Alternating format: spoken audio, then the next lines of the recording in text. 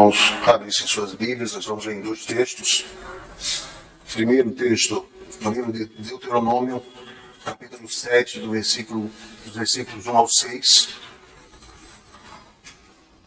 Alguns irmãos que estão chegando ainda. Primeiro texto que nós vamos ler, os irmãos que ainda não estão cientes a respeito, Deuteronômio, capítulo 7, do versículo 1 ao 6. Isso. Deuteronômio, capítulo 7, versículos 1 ao 6.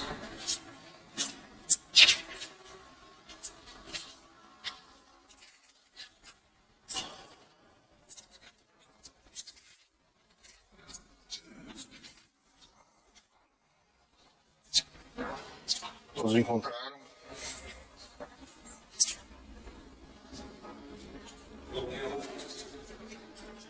Deuteronômio, capítulo 7, versículos 1 ao 6.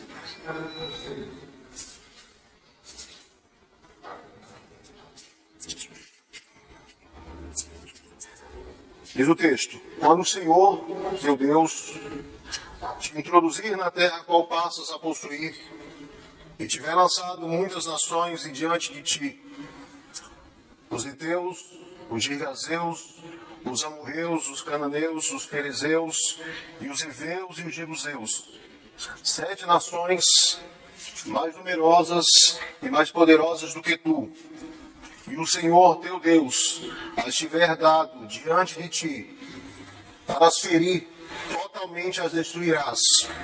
Não farás com elas aliança, nem terás piedade delas, nem contrairás matrimônio com os filhos dessas nações, não darás as suas filhas a seus filhos, nem tomarás as suas filhas para teus filhos, pois elas fariam desviar teus filhos de mim, para que servissem a outros deuses, e a ira do Senhor se acenderia contra vós outros, e depressa vos destruiria. Porém assim lhes fareis: derribarei os seus altares, quebrareis as suas colunas, cortareis os postes ídolos e queimareis as suas imagens de escultura. Porque tu és povo santo ao Senhor, teu Deus. O Senhor, teu Deus, te escolheu para que lhe fosses o seu próprio povo de todos os povos que há sobre a terra. O segundo texto que nós vamos ler se encontra no livro de Juízes, capítulo 2, os 3 primeiros versículos. Juízes, capítulo 2, versículos 1, 2 e 3.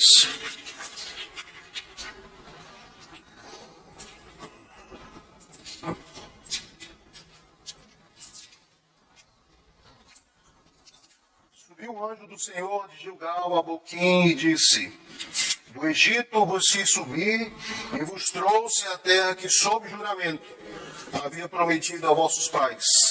E eu disse: nunca invalidarei a minha aliança convosco. Vós, porém, não fareis aliança com os moradores dessa terra, antes derribareis os seus altares. Contudo, não obedecestes à minha voz. Que é isso que fizestes?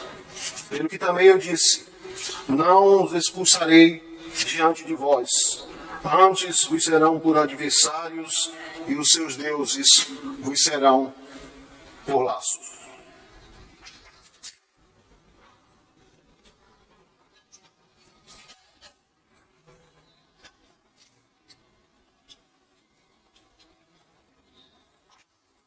Gostaria de falar com os irmãos essa noite, o tema do estudo será o declínio de Israel no tempo dos juízes, um exemplo que não deve ser seguido. É muito provável que nós todos que estamos aqui tenhamos alguma experiência quanto a algum momento em nossas vidas infantes em que, por desobedecermos a alguma ordem, a alguma advertência, a alguma orientação dos nossos pais, alguma coisa nos saiu errado. Quem sabe nessa ocasião um braço, uma perna quebrado, um arranhão, um machucado. E aqueles da geração dos anos 80, das quais eu sou, foram marcados por dores duplas. Pois até hoje eu não sei o que doía mais. Se o momento do machucado ou o momento em que era colocado o remédio, no caso o mertiolate, sobre a ferida. Mas à medida que nós fomos crescendo, nós começamos a descobrir que existiam dores maiores. Pois afinal de contas, quem dera que existisse mertiolate para as decepções, para os corações partidos, para as traições, para as perdas. Que mesmo que doesse muito no exato momento, mas doesse uma só vez. Nessas situações a gente descobriu que não era bem assim. Que a dor na alma, diferente das dores físicas, elas demoravam a passar. Dias, semanas, meses e até mesmo anos. O que me parece é que muitas dessas dores, elas teriam sido evitadas se nós tivéssemos atentado para os conselhos dos nossos pais. Mas nós presumindo de nós mesmos que sabemos tudo e um pouco mais. Nós seguimos com um plano, um pouco mais ou um pouco menos, a gente descobria que teríamos feito muito bem se tivéssemos ouvido os conselhos. Só que, infelizmente, essas descobertas elas só ocorriam depois que as dores, depois que as perdas, depois que os maus hábitos e até mesmo os vícios, eles já estavam instaurados. Devido a essas constatações que muitos de nós passamos a perceber ao longo dos anos, alguns de nós começaram até a pensar, ou até ainda pensam, que os pais têm um tipo de sentido superior, um sentido que os faz praticamente inerrantes. Eu não diria isso. O que eu penso é que os pais têm justamente o que nós, com o tempo, passamos a adquirir: conhecimento, experiência, capacidade mais apurada de observação e análise. Pois é certo que os pais também erram. E eu já vi pais errarem. Já vi pais por motivos egoístas e interesseiros incentivarem filhos e filhas a relacionamentos que não tinham a mínima chance de dar certo. Já vi pais por motivos e até mesmo por preconceito darem preferência a certas amizades e se oporem a outras quando deveria ser o contrário.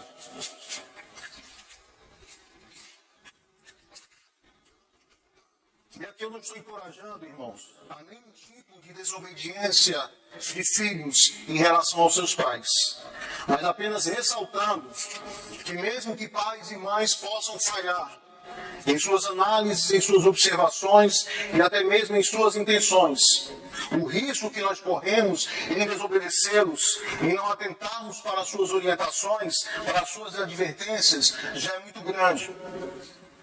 Quanto mais será o risco que nós corremos por desobedecermos ao nosso Pai Celestial, que não erra, que não falha, que não somente conhece todas as coisas, mas Ele próprio as criou e as estabeleceu. Ora, se desobedecermos aos nossos pais terrenos, as probabilidades de nos sairmos bem já é uma loteria. A desobediência a Deus nem mesmo isso é. Ou seja, as chances de êxito ou de algum ganho quando desobedecemos a Deus, elas são de zero, elas não existem. Mas por que a gente desobedece? Porque é que mesmo sabedores que o salário do pecado é a morte, Romanos 6:23.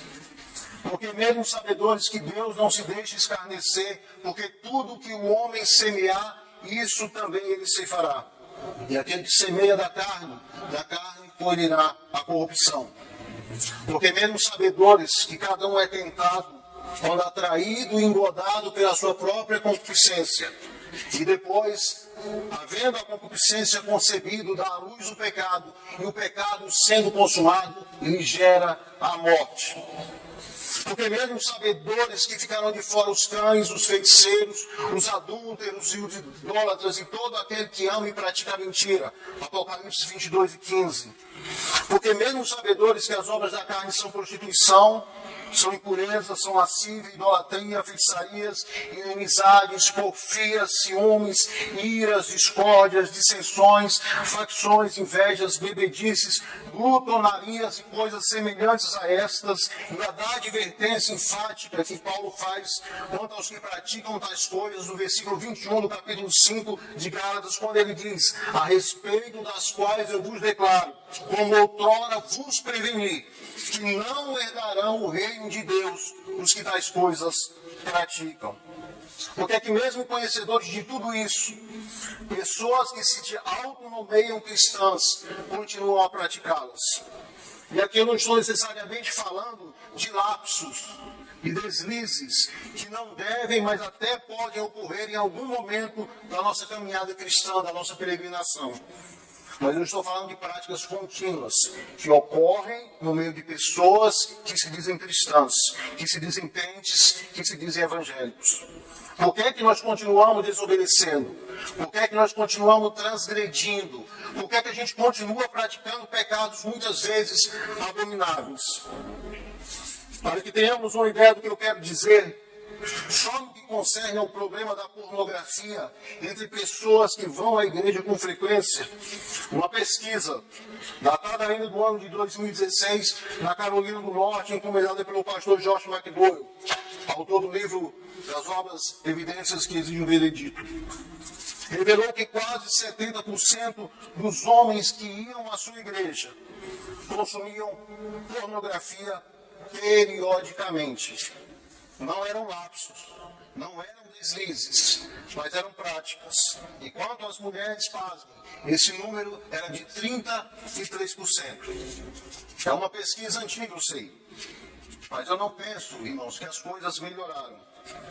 Haja vista a quantidade de streams, de redes sociais, de plataformas das mais diversas, de homens e mulheres casados e que se dizem cristãos, mas que adentram madrugada nos chats de bate-papo com pessoas do sexo oposto que não são seus maridos ou suas esposas.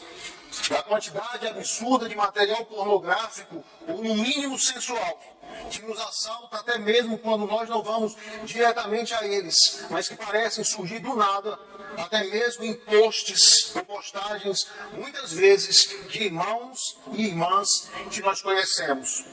A pergunta continua: por quais motivos nós fazemos e praticamos coisas que a Bíblia condena? Deixe-me apontar aqui pelo menos 3 motivos, já que todos os demais eu penso que derivam destes. Primeiro, ou nós não conhecemos as Escrituras como dizemos conhecer. Segundo, ou nós não levamos a sério o que Deus nos diz através delas. Nós até dizemos, nós até teorizamos que ela é a nossa única regra de fé e prática, mas nós não vivemos tal qual. Ou em terceiro lugar, nós somos levados pelo auto-engano dos nossos corações. O que eu quero dizer com isso é que no que concerne ao pecado, no que concerne à desobediência, nós nos auto-enganamos e passamos a pensar que nós vamos desobedecer, que nós vamos pecar, que nós vamos contrariar as ordenanças de Deus e que as coisas vão continuar tranquilas e vão continuar normais. Muitas vezes nós já chegamos a pensar até mesmo que ao invés de perdermos algo com o pecado, nós vamos obter algum tipo de ganho. Mas o que as Escrituras nos diz, e também o que se pode observar, é que sempre o pecado nos irá trazer percas, consequências maiores sequer do que nós imaginávamos. Veja o relato da queda do homem. Deus disse: não comam, porque no dia que vocês comerem, certamente morrerão. A serpente diz: certamente não morrerão, mas serão como Deus. A mulher, então, vendo que a árvore era boa para se comer e agradável aos olhos, e ia torná-la igual a Deus, comeu e deu ao seu marido. E ela se vai usando a linguagem de Agostinho, a possibilidade de não pecar. Ela se vai o ver Deus face a face. Ela se vai o paraíso também com toda a sorte de árvores que eram agradáveis à vista e boas para se comer. Sabe o que a mulher ganhou com a desobediência? A multiplicação das dores do parto. Sabe que o homem ganhou com a desobediência? Do suor do teu rosto comerás, a terra produzirá espinhos e abrolhos. Maldita é a terra por tua causa. O que eu quero dizer, irmãos, é que quando o pecado bater a porta do nosso coração, nos prometendo mundos e fundos, não acreditemos em hipótese alguma. Não haverá ganhos, só haverá perdas. Mas o problema é que o nosso coração, ele nos engana. O problema é que a gente pensa o pecado, sabe como? Como uma viagem planejada, na qual marcamos a passagem de ida e volta, os pontos turísticos que a gente vai visitar e quanto dinheiro a gente vai gastar. A gente planeja o pecado como se nós tivéssemos o controle das circunstâncias e do nosso próprio coração. Uma vez eu ouvi o reverendo Hernandes dizer algo parecido com o que eu vou dizer, abre aspas, e preste atenção. Você vai pecar mais do que você planeja. Você vai passar mais tempo no pecado do que você pretende. E as consequências do seu pecado, elas serão maiores do que você imagina. E o que isso tem a ver com a leitura no livro de Juízes? Tudo. Por quê?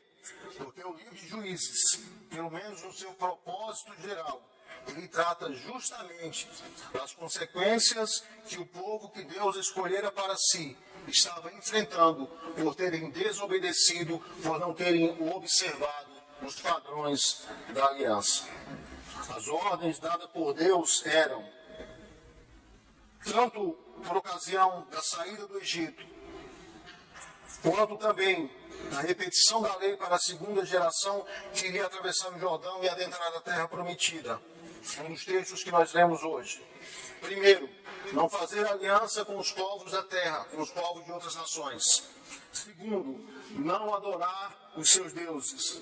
Terceiro, não dar ou tomar em casamento filhos ou filhas dos povos de outras nações. Em suma, a ordem de Deus resumia a destruição e expulsão completa dessas nações. Pois Deus sabia que se isso não fosse feito, Israel haveria de desviar-se dos padrões que tinham sido estabelecidos. Mas o que nós iremos ver é que as ordens de Deus a respeito, elas não foram seguidas. Embora Judá, embora Simeão, embora a casa de José, eles tenham sido mais zelosos quanto à ordem dada por Deus. Isso pode ser visto ainda no capítulo 1 do livro de Juízes. Ainda no capítulo 1 nós veremos que os filhos de Benjamim não expulsaram, que Manassés não expulsou, que Efraim não expulsou, que Zebulon não expulsou, que Asser não expulsou, que Naphtali não expulsou, mas todas aquelas pessoas, todas aquelas nações que Deus ordenara que expulsassem, elas continuaram permanecendo, habitando com o povo. E já no capítulo 2, o outro texto que nós lemos, nós vamos ver a denúncia e a sentença do anjo do Senhor. A partir daí, do capítulo 2, todo o livro de Juízes, ele aponta para o declínio, ele aponta para a decadência de Israel. Portanto, irmãos, o livro de Juízes são narrativas que apontam para a degradação e decadência do povo de Israel como consequência da infidelidade e da rebeldia aos padrões da aliança.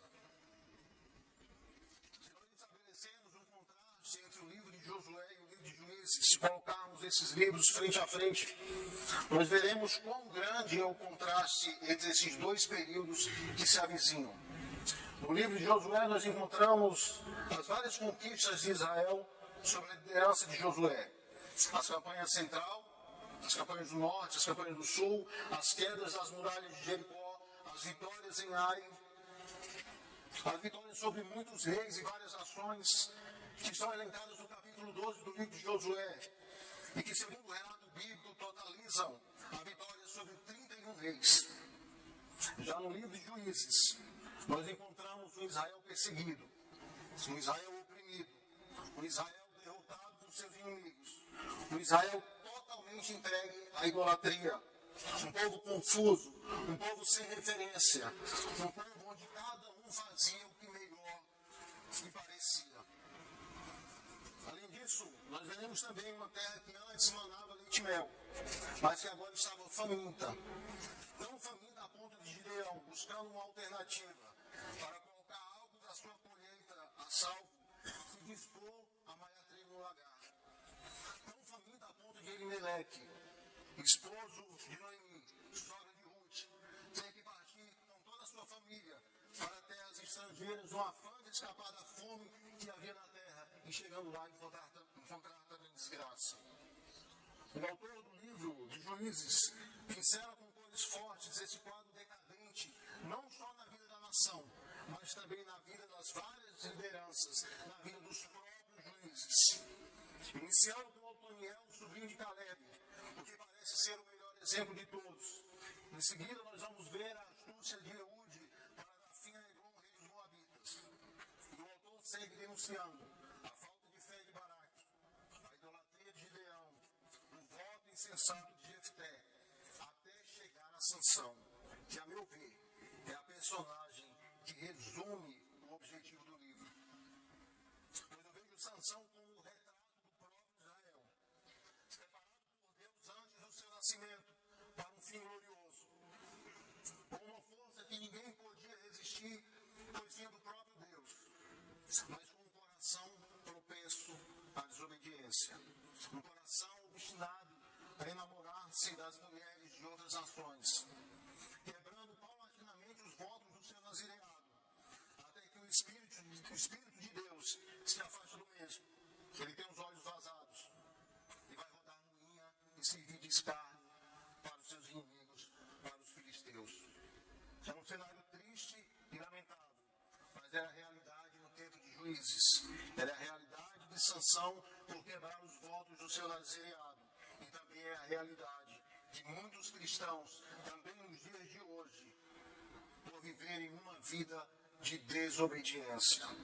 Eu diria que até mesmo é a realidade, é o cenário do próprio evangelicalismo moderno.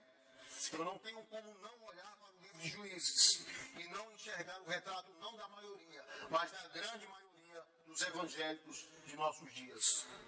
Muitos recursos financeiros, mega templos construídos, muito acesso à tecnologia, o acesso a uma vasta e excelente literatura, muita teoria, mas pouca prática, pouco comprometimento, pouco ou nenhuma santidade, pouco uso dos meios de graça, desinteresse por missões, principalmente se forem lugares difíceis, sem contar a falta de referência, a falta de parâmetros, a falta de paradigmas esses que deveriam ser as escrituras, mas no final de contas é o pensamento e a opinião de cada um. E é justamente isso que nos tem levado ao declínio. Nós deixamos de obedecer às escrituras para seguir as nossas próprias opiniões, para seguir os nossos próprios padrões, para seguir o nosso próprio coração. Meu primeiro objetivo é que os irmãos passem a ler o livro de Juízes sob essa perspectiva e percebam como a quebra dos padrões estabelecidos por Deus